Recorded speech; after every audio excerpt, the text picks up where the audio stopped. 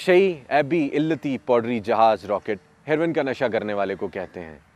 यूँ तो हर खास व आम की ज़िंदगी में किसी न किसी हेरोइन का गुजर ज़रूर होता है, लेकिन आज हम जिस हेरोइन की बात कर रहे हैं इससे हमारा वास्ता तकरीबन 30 साल कबल पड़ा और इस हेरोइन की एक पुड़िया ने हमारी नौजवान नस्ल को चाट खाया।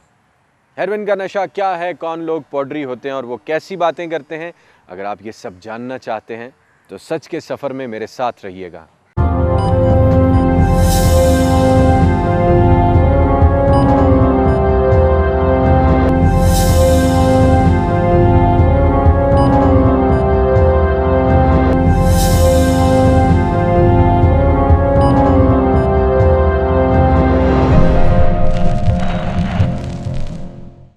मेरे दोस्त थे, वो पहले शराब वगैरह पीते थे, तो शराब वगैरह मैंने पी थोड़ी बहुत ही। फिर उसके बाद काफ़ी मकदार में फिर डेली पीना शुरू कर दी। फिर उसके बाद चेस वगैरह फिर वो पीते रहे काफ़ी अर्से के बाद। उसके बाद हीरोइन एज उस टाइम मेरी तकरीबन 19-20 इतनी थी, तो समझ नहीं सका उस चीज़ को, तो लग गया इस चीज़ के ऊपर, पी लिया मैंने। हेरोइन पीने वाले पॉडरियों की इस नशे के साथ शुरुआत की कहानियां आम तौर पर मिलती जुलती होती हैं। रावलपिंडी शहर के मस्त हिरवंचियों में से एक ये नज़र मोहम्मद भी हैं। इस पॉडरी की कहानी क्या है, मुलाहिजा कीजिए। मेरा नाम नज़र मोहम्मद है जी। मैं रावलपिंडी का रहायशी हूँ। तो इब्तदा में तो घर में चर्च चलती थी, सब भाई पीते थे। उस वक़्त मैं स्कूल में पढ़ता था जी, 7वीं जमात में।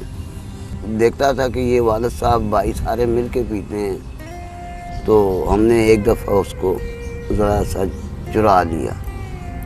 चुराने से चरस को जी वालिद साहब की, तो वो सच्चे लोग थे, पहचान तो वो गए कि ये आज कम है कुछ। तो उन्होंने देखते सारी कहा है कि ये तो मुझे कुछ कम नज़र आ रही है। मैंने कहा नहीं अबू, जितनी दी है उतनी है ये, आपको कम मालूम हो रही है, आप पीते से आना इसलिए। वो एक सिगरेट पीने से जी लामहल नशा हो गया हमें।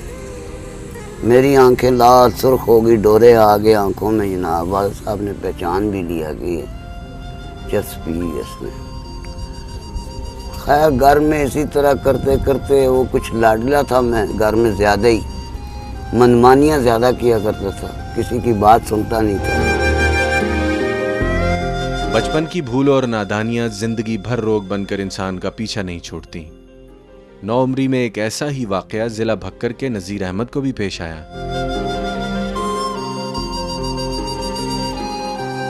पिंडी कैसे आए? पिंडी इधर हमारे भाई रहते हैं, तकरीबन 25-26 साल हो गए उनको रहते हुए इधर। मैं उनके पास आया था इधर। तो इस नशे में कैसे पड़ गए? और ये नशा था ना, मैं स्कूल में पढ़ता था तकरीबन 10वीं में। मेरे चाचे का लड़का था, उसने मुझे इस पाउडर पे लगाया।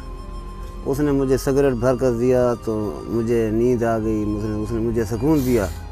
फिर दूसरे दिन फिर उसने मुझे सिगरेट भर कर दिया। मैं स्कूल जाता था तो वो मुझसे 50 रुपया लेता था और मुझे सिगरेट भर के देता था। तो इसी तरह 3-4 दिन मसलन मैंने पिया लगातार, तो 1-2 दिन उसने मुझे ना दिया, तो मुझे मेरा जिस्म टूटने लगा और दर्द होने लगा। मैं स्कूल भी नहीं गया, तो मैं चारपाई पे सोया।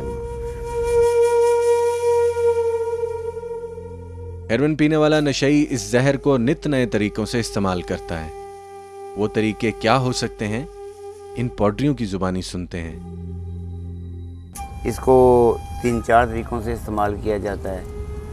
इससे इंजेक्शन भी लगते हैं, इसको नाक के ज़रिए सूंघा भी जाता है, इसको ये पन्नी पे डाल के पिया भी जाता है, और भी इसके मुख्तलिफ से हैं। कोई इसको अल्कोहल में घोल के ना जी वो भी पीते हैं। इब्तिदा में से सिगरेट में सिर्फ इस्तेमाल किया जाता है, फिर सिगरेट से इसमें कुछ तकरीबन इसका मज़ा मज़ीद लेने के लिए लोग इसको पन्नी पे इस्तेमाल करने लगते हैं। और पन्नी भी कुछ अरसा पी, फिर इसने भी मज़ा ना दिया तो फिर इंजेक्शन लगाना शुरू कर दिया। तो उसके बाद फिर मज़ीद उससे आगे इसकी पौड़ी या स्नैप करना शुरू कर देते हैं नाक के रास्ते। हाई किस्म का एडिक्ट हो जाता है जी, तो वो इसको चाटता भी है।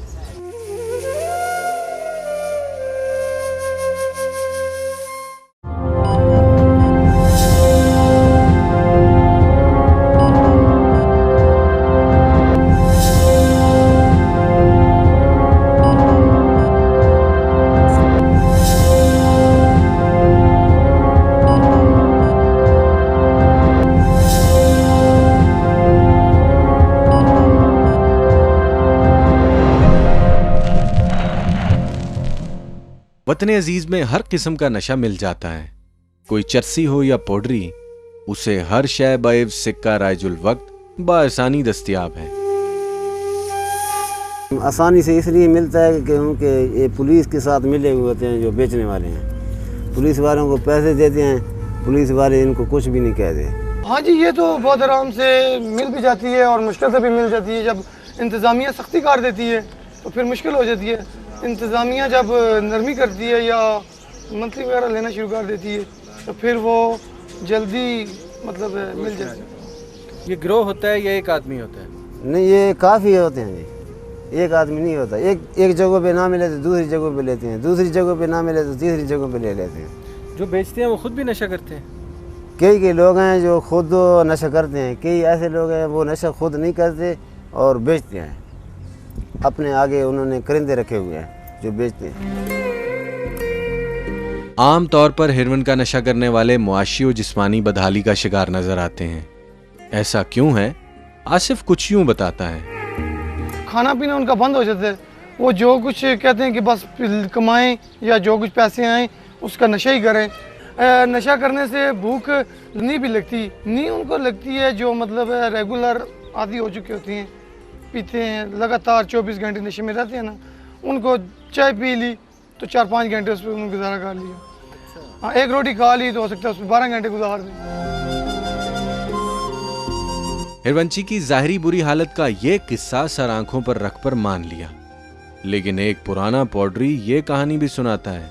पहले तो लोग जो थे कुछ पैसे वाले, कुछ पर्सनैलिटी से कुछ करते थे नशा, तो करते करते ये कुछ लोग ऐसे इसमें शामिल हो गए कि उन्होंने अपने ओलिया बेस बदल के ना जी इसको फ़रोख्त करने के ज़रिए तरीक़ाकार बनाया इसका।